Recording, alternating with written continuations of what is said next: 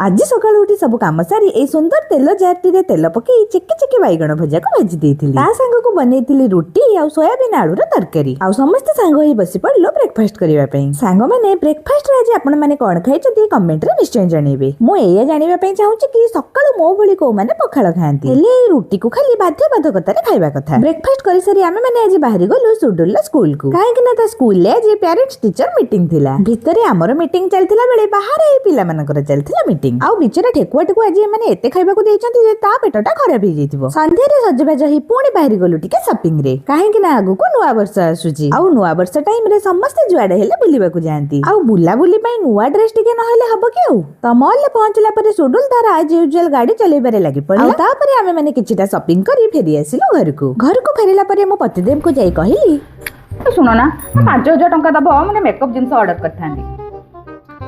हां दबारे किछ नाही जे हां हेले तमे कोन पाई मेकअप करिवो?